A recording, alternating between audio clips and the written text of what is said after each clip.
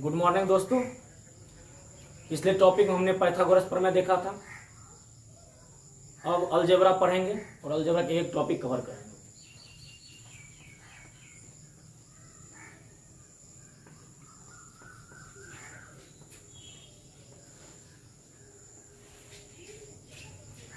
Algebra का basic formula सबको पता है, पढ़ के भी आप आए हैं। क्या है बेसिक फार्मूले? देखते हैं। सिंपल फार्मूला है, नोट कर लेते हैं पहले उसको। इसमें कुछ नहीं है।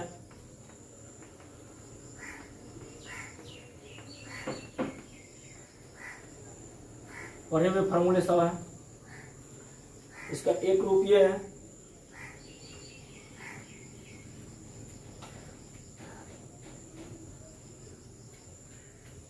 इसको ऐसे भी लिख सकते हैं। इसका होता है a² + b² + 2ab। इसको लिख सकते हैं ऐसे भी, a - b² + 4ab। फिर देखिए समझिए, इसको लिखेंगे a² + b² - 2ab + 4ab। घट जाएगा, फिर आ जाएगा इतने रेक्टर। दूसरा a - b² a² + b²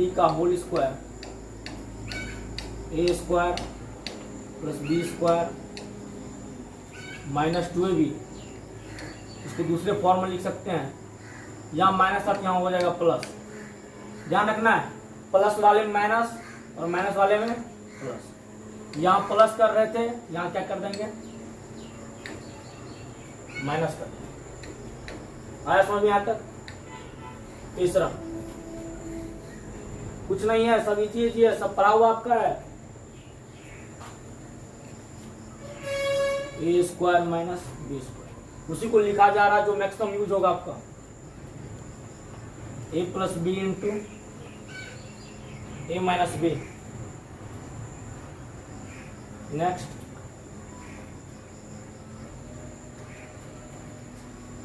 a + b का whole cube,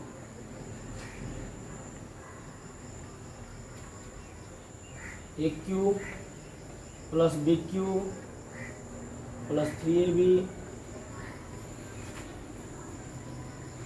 a + b। a + b का whole cube, a³ + b³ + 3ab × a + b। इसी को कहीं कहीं से भी लिखा जाता है, a³ + b³ को गुणा कर लीजिए, 3a² b + 3ab²। आया समझ में? तो ये क्या लिखे? a + b का whole square, a² + b² + 2ab, a - b का होल स्क्वायर + 4ab। यहाँ प्लस था तो यहाँ माइनस कर दिए, कैलकुलेट करेंगे फिर यही रिजल्ट आएगा। यहाँ a - b का whole square, a² + b² - 2ab, a + b का whole square - 4ab, a² - b² बराबर a + b × a - b, a + b का whole cube, a³ + b³ + 3ab × a + b। इसमें कुछ नहीं किया, इसी गुणा कर दिए हैं। a³ b³ 3ab × a, 3a² b + 3ab²। हो गया यहाँ तक? इसको नोट कीजिए, इसको नोट कीजिए। देखिए ये फॉर्मूला। फिर नेक्स्ट जो मुझे काम आने वाला उसको उतने लिख रहे हैं। a - b का whole cube, a³ - b³ - 3ab × a - b, a³ - b³ - 3ab 3a² b - 3ab²। आगे a³ + b³, ये फैक्टोरियल फार्मूला कहलाता है। a + b × a² - ab + b², a³ - b³ a - b। देखिए यहाँ माइनस था, यहाँ सिर्फ प्लस हो गया। यहाँ प्लस था, यहाँ क्या हो गया? माइनस। a² + ab + b²। ये फार्मूला सिर्फ काम आने वाला है। अब समझते हैं इसका और क्या यूज है। यहाँ हम लोग इक्वेशन पर हैं, देखते हैं इक्वेशन को।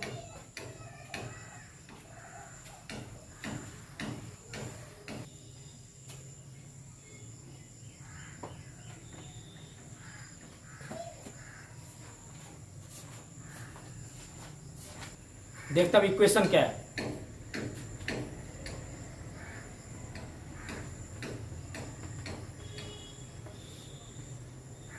इक्वेशन का सीधा सा मतलब होता है रिलेशन।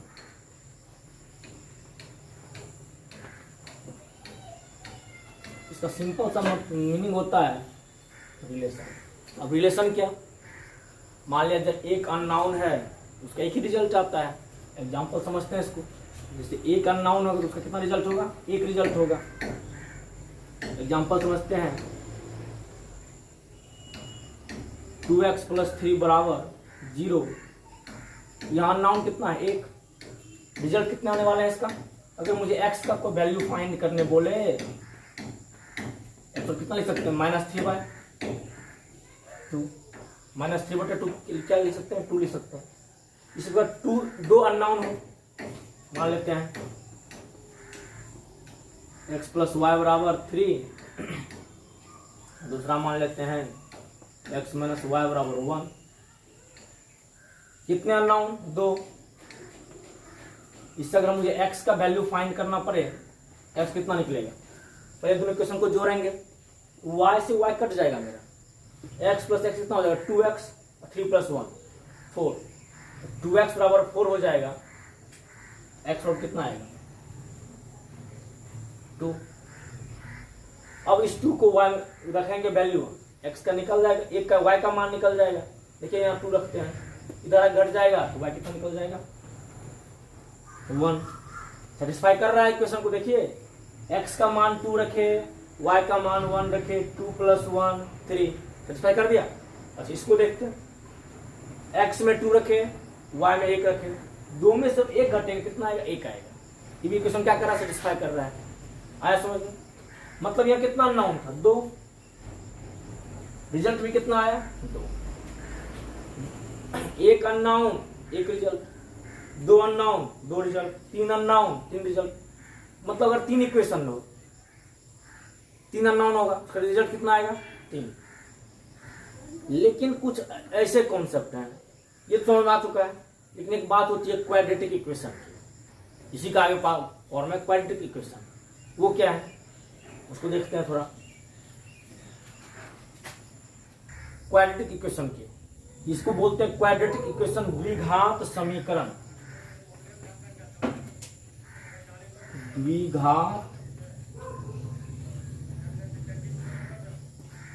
समीकरण। अब इसकी जरूरत क्यों पड़ी फिजिक्स में, क्यों पढ़ा इसको। अगर उस कंडीशन में, अगर एक इक्वेशन में एक अननोन था, एक रिजल्ट प्राप्त होता था, 2 था, 2 इक्वेशन, 2 अननोन, 2 रिजल्ट। लेकिन ऐसा हो सकता है कि एक ही रिजल्ट हो लेकिन 2 अननोन हो। समझिए क्यों हम बोल रहे हैं ऐसा। फिजिक्स में इसका यूज क्या है, फिजिक्स में ये यूज है कि मान लिया जाए एक सरफेस है, ये सरफेस दिख रहा है, यहां से h ऊंचाई पर, ऊंचाई कितनी है इसकी, h। इस h ऊंचाई पर एक आदमी खड़ा है,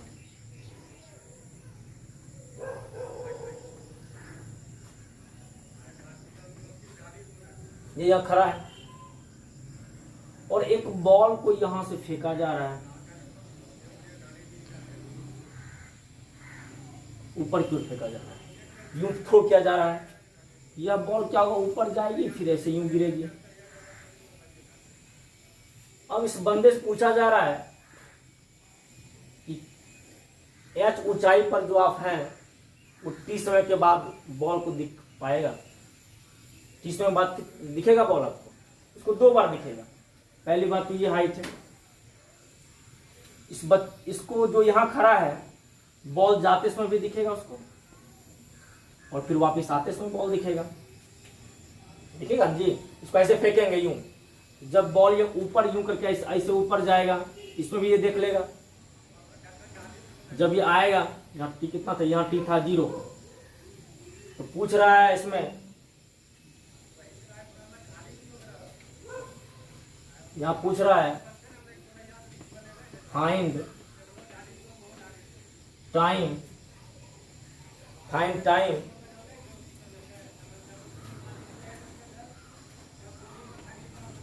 when ball is at height h। ये पूछा जा रहा है इससे, इसको कितने बार दिखेगा, मतलब कहने का है कि वह टाइम बताइए जब बॉल कितना ऊंचाई पर हो, h ऊंचाई पर हो। इसमें यही पूछा जा रहा है कि वो एक टाइम बताइए जब बॉल कितनी ऊंचाई पर हो, h ऊंचाई पर हो। इस बंदे को बॉल जाते हुए भी दिखेगा और आते हुए दिखेगा। जाते हुए भी यहां दिख सकता है, आते हुए भी यहां दिखेगा बॉल। अब तो यहाँ इक्वेशन तो एक है, इक्वेशन कितना है अब तो समझिए। यहाँ कितना इक्वेशन है, एक इक्वेशन है, लेकिन टाइम में कितना वैल्यू आएगा, 2। हमने क्या पढ़ा, एक इक्वेशन एक रिजल्ट, 2 इक्वेशन 2 रिजल्ट। लेकिन भाई साहब इसमें तो एक ही इक्वेशन है, इस एक इक्वेशन है। अननाउन कितना है इसका,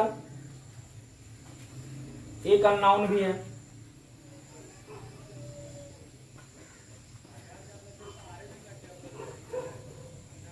इसका रिजल्ट कितना आएगा,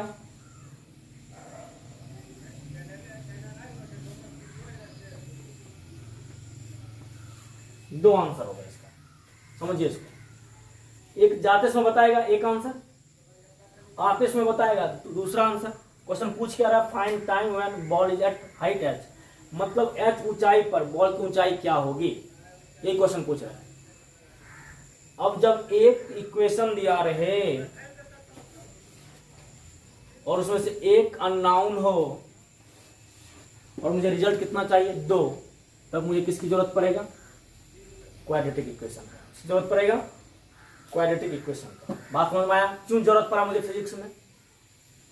हम आपको इसलिए ये फील करा रहे हैं, आप इस बात को अनुभव करें कि हम इस चीज को क्यों पढ़े, 10th पढ़े, अब फिर क्यों पढ़े इसमें 11th में।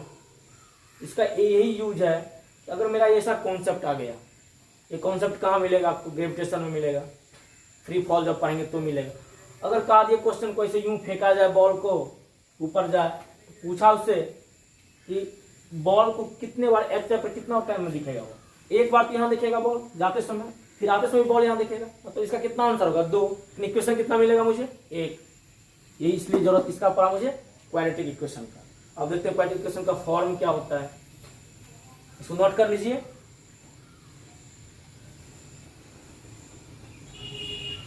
अब देखिए क्वाड्रेटिक इक्वेशन का फॉर्म क्या है।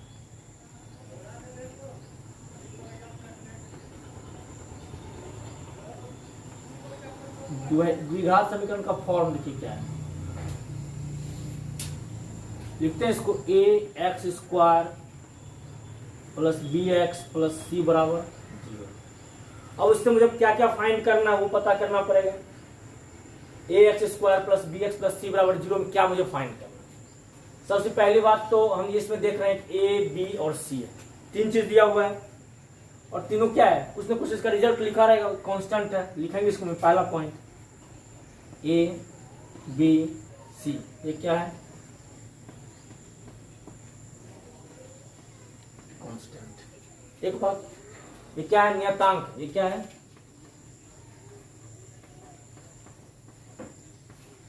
नियतांक। आ रहा समझ सबको, a, b, c क्या है, कांस्टेंट है। दूसरी बात क्या है, x का वैल्यू प्राप्त करना है मुझे, और ज्ञात है x अननोन है। x क्या है, ये अननोन। नाम ये द्विघात, जिसका घात कितना, पावर 2, नाम इसका क्या है, द्विघात। कितनी पावर होगा इसका, द्वि, पावर 2 होगा, घात पावर। एक कॉन्सेप्ट में ये है, कितने पावर का, 2, यहाँ 2 पावर दिख रहा है, मतलब 2 तभी रहेगा जब तक यह 0 नहीं होगा। तीसरा क्या मुझे फाइंड हो गया, a नॉट इक्वल टू 0, ये 0 होना चाहिए नहीं। और इस इक्वेशन का अधिकतम पावर कितना दिख रहा है, c पर कोई पावर नहीं, कांस्टेंट है। x पर कितना पावर है, 1, और इस x पर कितना पावर है, 2, मतलब पूरे इक्वेशन में x का कितना पावर है, 2। मैक्सिमम पावर x का कितना होगा, ये 4 चीज हमको पता चला इस इक्वेशन से। पहली बात, ए बी सी इसका क्या होगा, कांस्टेंट होगा, एक्स क्या होगा, अननोन होगा, ए 0 के बराबर नहीं होगा। अगर 0 हो जाता तो फिर ये द्विघात समीकरण के फॉर्म में नहीं रहेगा। हम लोग पर क्या रहे हैं, द्विघात समीकरण का फॉर्म, तो द्विघात समीकरण रहेगा ही नहीं। मैक्सिमम पावर इसका कितना हो जाएगा, एक्स का 2। अब देखिए इसका सॉल्यूशन करते हैं। यहां तक लिखिए इसको, लिखिए इसको यहां तक। अब देखिए अभी क्या इक्वेशन क्या था मेरा, A X square plus B X plus C बराबर 0 था।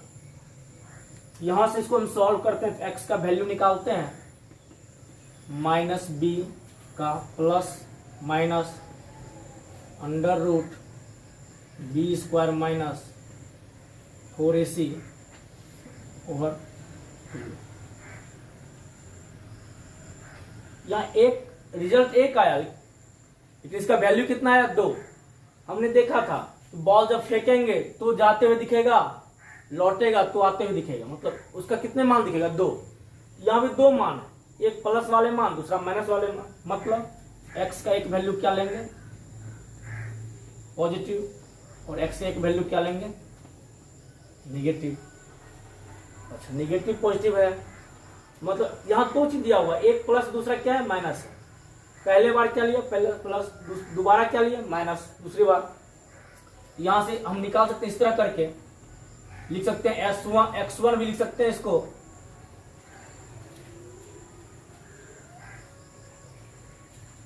या हम लोग पढ़े थे 10th में अल्फा करके, अल्फा लिख सकते हैं,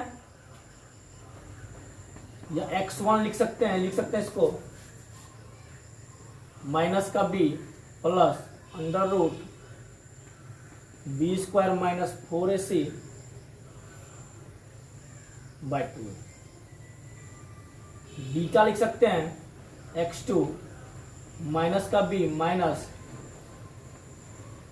B square minus 4ac by 2। x1 और x2 का 2 वैल्यू निकला, एक प्लस यूज किया यहाँ, दूसरा क्या यूज किया यहाँ, माइनस यूज। आगे समझ में, मुझे भी कितना चाहिए, एक ही इक्वेशन चाहिए, एक अननोन था, रिजल्ट कितना चाहिए, 2। ये 2 रिजल्ट प्राप्त हो रहा है क्या, ये 2 रिजल्ट प्राप्त हो रहा है ना, एक बार इसके साथ प्लस में, एक बार इसके साथ माइनस में रिजल्ट प्राप्त हो रहा है, ये 2 रिजल्ट प्राप्त हो रहा है। अब यही यूज हो रहा था किसका, क्वाड्रेटिक इक्वेशन का। अगर उस क्वेश्चन को सॉल्व करना पड़े, मुझे इस इक्वेशन का सहायता लेना पड़ेगा फिर, और ये देगा रिजल्ट, एक ही अननोन, एक इक्वेशन, एक अननोन, क्या क्या, एक इक्वेशन, एक अननोन, रिजल्ट कितना, 2। आंसर कितना मिल रहा है, 2। x1 प्लस x1 का, एक दूसरा x2 का। अब हम लोग और भी पढ़े थे, हम लोग का ये रिजल्ट प्राप्त हो गया था, और हम लोग पढ़े थे अल्फा प्लस बीटा करके, इसको लिख सकते हैं x1 प्लस x2 भी लिख सकते हैं, और दूसरा पढ़े थे अल्फा इंटू बीटा करके, इसको x1 इंटू x2 भी लिख सकते हैं। अल्फा प्लस बीटा जब करेंगे, x1 प्लस x2 जब करेंगे, तो हम लिखते थे अल्फा प्लस बीटा का, अल्फा प्लस बीटा और x1 प्लस x2 एक ही चीज है। ये टर्म 10th पर है इसलिए इसको लिख रहे हैं, बाकी x1 प्लस x2 भी लिखेंगे, कोई दिक्कत होने वाला नहीं है। इसका वैल्यू आता है प्लस c बटे, एक मेरा इक्वेशन ये आ गया, ये काम आएगा प्रूफ करने में, क्या जो हम रिजल्ट लाए हैं वो रिजल्ट सही है।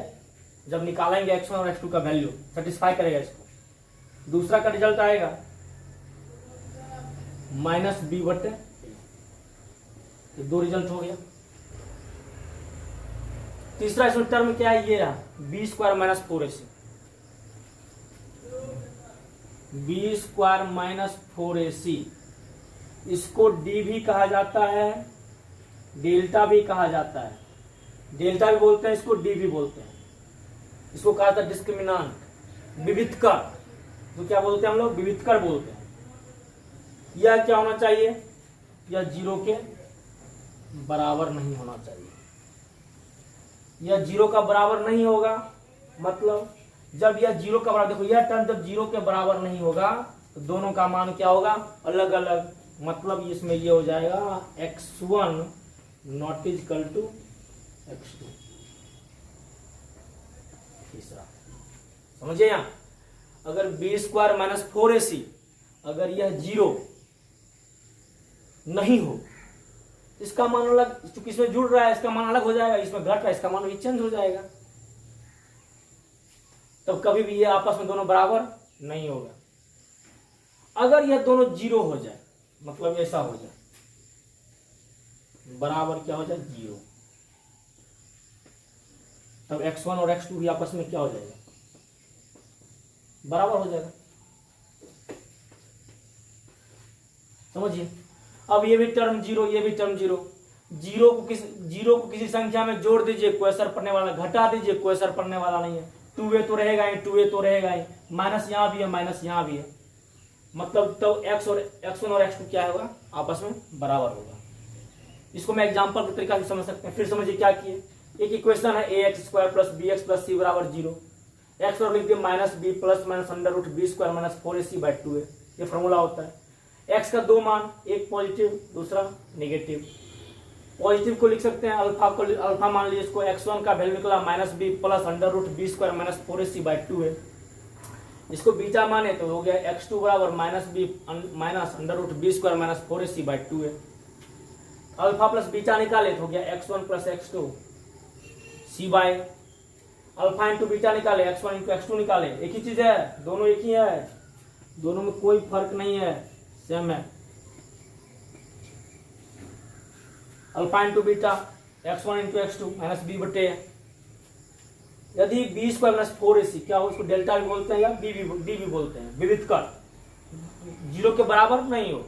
जब 0 के बराबर यह 0 नहीं होगा, यह 0 नहीं होगा, तो अभी क्या माइनस बी में कुछ चीज को जोड़ देंगे तो रिजल्ट अलग आएगा, कुछ को घटा देंगे तो रिजल्ट अलग आएगा, इसलिए x1 और x2 आपस में बराबर नहीं होगा। जब यह 0 हो जाए, बी स्क्वायर माइनस 4ac क्या हो जाएगा, इसको लिख सकते हैं ऐसे भी, बी स्क्वायर माइनस 4ac क्या हो जाए, 0 के बराबर हो जाए। जब यही टर्म 0 हो जाए और 0 का रूट निकालेंगे तो 0 ही आएगा, तो कोई चीज टर्म को जोड़ दें या घटा दें, इस क्वेश्चन को फर्क पड़ने वाला नहीं है। मतलब b बटे 2a दोनों में रिजल्ट आएगा, दोनों का रिजल्ट क्या हो जाएगा, फिर समान हो जाएगा। इसका एग्जाम्पल तरीके करते हैं और समझते हैं, इसको देखते हैं कि एग्जाम्पल से। इसको लिख लीजिए, देखते हैं एग्जाम्पल इसका। 2x square plus 5x minus 12 बराबर क्या दिया हुआ है, 0। पहले हम लोग को करना क्या है, जो मेरा बेसिक इक्वेशन उसको समझना है। हम लोग क्या इक्वेशन लिखे थे, ax square plus bx plus c बराबर 0। अब क्या करेंगे हम लोग सुविधा के लिए, यहाँ देखिए x स्क्वायर मैच कर रहा है, x मैच कर रहा है, यहाँ कुछ नहीं है था तो यहाँ कुछ नहीं है, कांस्टेंट यहाँ भी। अब यहाँ a के सामने क्या दिया हुआ, पहले हम लोग लिख लेंगे साइड में इस तरह, a बराबर 2, b बराबर 5, c बराबर -2। आया कि कुछ इतना रिजल्ट। अब इसका वैल्यू निकालते हैं। वैल्यू के लिए हम लोग क्या जानते हैं, पहले क्या निकालेंगे, यहाँ निकालेंगे, यही निकाल लेंगे, बी स्क्वायर माइनस 4ac भी निकाल लेंगे। इसका क्या है, b का वैल्यू कितना है देखते हैं, 5 का स्क्वायर 4, ये कितना है भाई 2, c कितना है -12, 5 का स्क्वायर 25, माइनस माइनस क्या हो जाएगा प्लस, 12 दूना 24, 24 चौके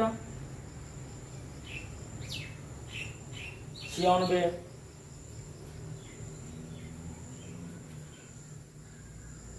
अब दोनों जोड़ देंगे कितना आएगा, 6 5 11, 9 2 11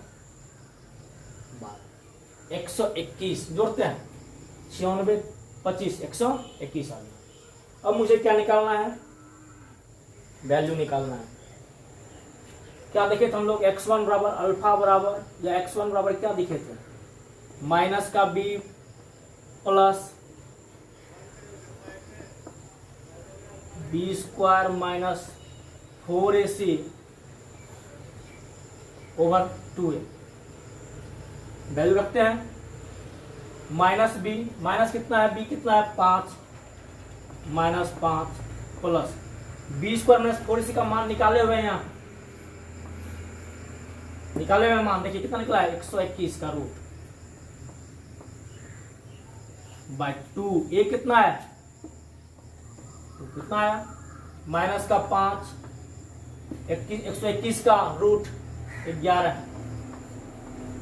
बाय 4 कितना आएगा करने के बाद 11 से 5 जाएगा 6/4 आया। तो लिख भी ऐसे सकते हैं 2 3 6 2 दूना 4 3/2 आ रहा है, मतलब x1 का वैल्यू कितना निकला 3/2। हम x2 भी निकाल सकते हैं, माइनस का b -5, इस बार माइनस हो जाएगा b स्क्वायर माइनस 4ac कितना है 121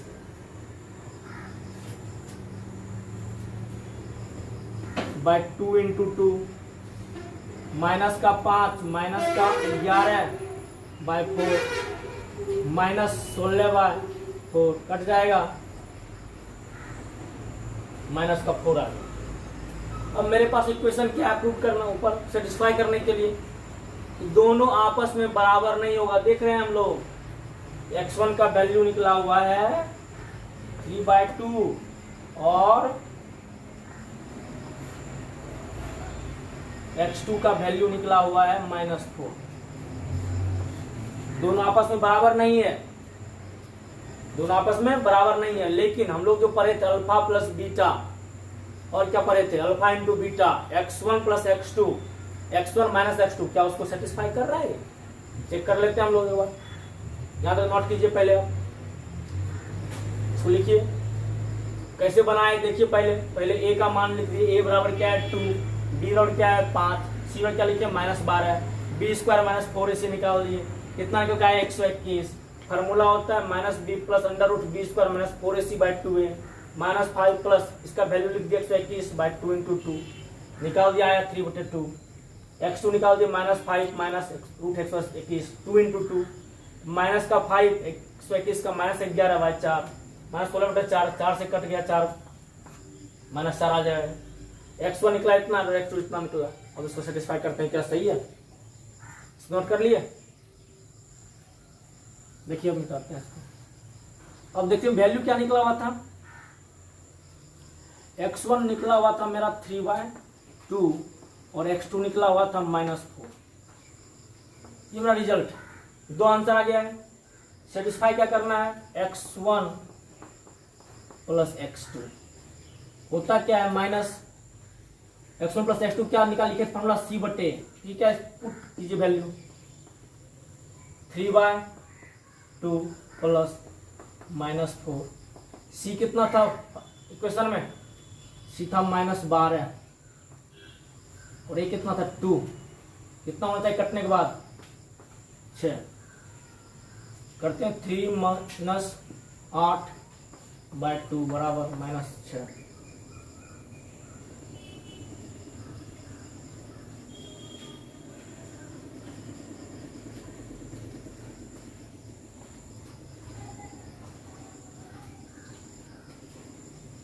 ये इंटू होता है c/a, x1 into x2 c/a, यहाँ इंटू हो जाएगा।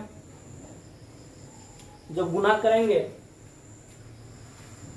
देखिए आ रहा रिजल्ट, ये 2 से 4 कट रहा है 2 बार में, 3 दूना -6 बराबर -6।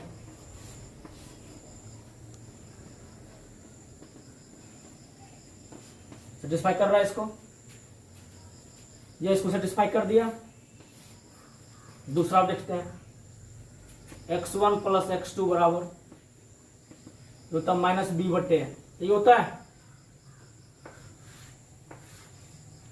x1 का वैल्यू 3/2 प्लस -4 -b कितना था, b था हम लोग का दिया हुआ 5 -5 बाय a 2। देखते हैं इसका आता है क्या, 3 - 8/2 बराबर -5/2। इसका रिजल्ट आ जाता है 3 में से 8 जाएगा -5/2, यहाँ लिख रहे हैं, इसके बाद इधर लिख रहे हैं -5/2 बाय -5/2। ये भी क्या कर दिया, मॉडिफाई कर दिया। मतलब मेरा जो पढ़ने का प्रोसेस था वो सही था। इसी प्रकार और भी एग्जाम्पल करेंगे, कुछ फिजिक्स का एग्जाम्पल करेंगे और उसमें क्या होगा, ये काम आएगा।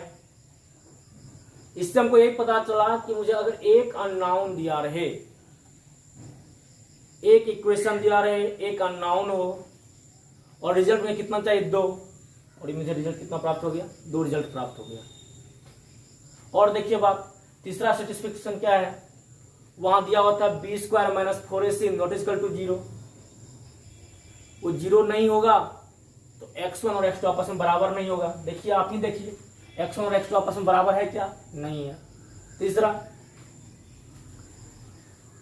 b² - 4ac अगर 0 के बराबर हो जाए, 0 तो है ही नहीं,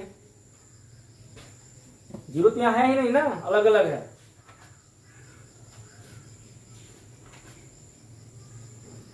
और एक लास्ट आता है जो पॉइंट,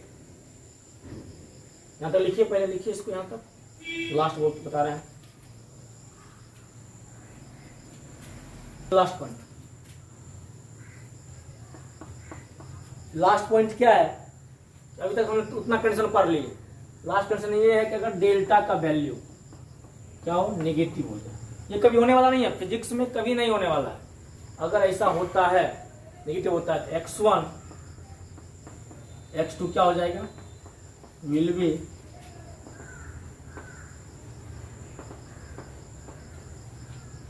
जब काल्पनिक हो जाएगा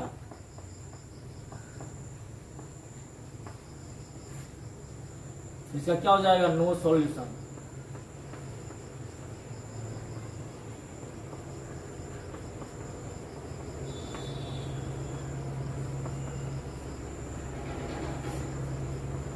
कोई हल नहीं। ये अलजेब्रा में इतने था, और इसके अलजेब्रा का और पार्ट है, पढ़ेंगे। बाइनोमियल के बारे में पढ़ेंगे, आगे यूज होता है, नेक्स्ट क्लास में होगा बाइनोमियल। फिलहाल ये यहाँ तक ही। धन्यवाद।